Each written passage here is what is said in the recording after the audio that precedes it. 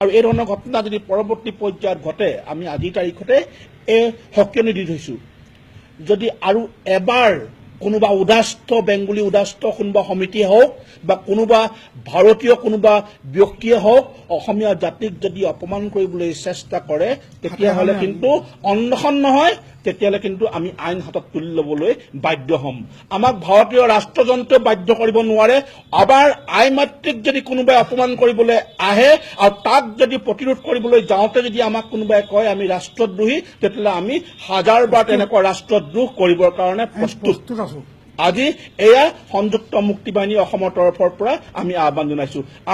আমি হিংসা পৰিত্যাগ কৰিছো আমি অস্ত্ৰ সামৰিছো কিন্তু জাতিৰ ৰক্ষাৰ দায়িত্বৰ পৰা আমাক কোনেও আঁতৰত ৰাখিব নোৱাৰে জাতিৰ স্বাৰ্থত যদি বন্দুক ল'বলগীয়া হয় আজি সেইকাৰণে আমি কাকপথাৰ কেম্পৰ সমূহ সদস্য আমি থিয় হৈছো আমি কেইজনমান নহয় আমি সমূহ সদস্যই জাতিৰ স্বাৰ্থত পুনৰ বন্দুক ল'বলৈ প্ৰস্তুত আছো পুনৰ জেল খাবলৈ প্ৰস্তুত আছো আৰু পুনৰ মৰিবলৈ প্ৰস্তুত আছো এই ঘোষণা আমি কাকপথাৰৰ পৰা অসমবাসী ৰাইজলৈ অৱগত কৰিছো আৰু অসমৰ যুৱ সমাজক আহ্বান জনাইছো যুৱ সমাজে আজিৰ মুহূৰ্তত অন্বেষণৰ বিপৰীতে প্ৰতিৰোধৰ বাবে নিজকে প্ৰস্তুত কৰক আৰু যিসকল যুৱকে নিজকে প্ৰতিৰোধ কৰিব পৰাকৈ প্ৰস্তুত কৰিছে সেইসকলক অন্বেষণ আৰু ধৰ্মৰ ঘাটত বহাই তেওঁলোকক আপোনালোকে নপুংসক বা কাপুৰুষ নহজাব এই আহ্বান আমাৰ অসমৰ দল সংগঠনবিলাকলৈ আমি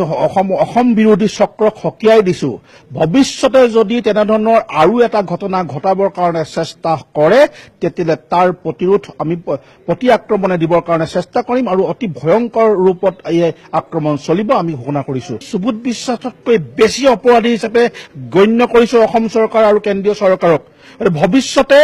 যদি অসম চৰকাৰ আৰু কেন্দ্ৰীয় চৰকাৰে হিন্দু বাংলাদেশীক নাগৰিকত্ব দিয়াৰ যিটো সিদ্ধান্ত যদি বাতিল নকৰে আৰু ৭১ চনৰ পিছত অহা সকলো বাংলাদেশীক যদি বিতৰণৰ কোনো ধৰণৰ ব্যৱস্থা গ্ৰহণ নকৰে তেতিয়াহ'লে অসম জ্বলিব আৰু ইয়াৰ কাৰণে দায়ী হ'ব অসম চৰকাৰ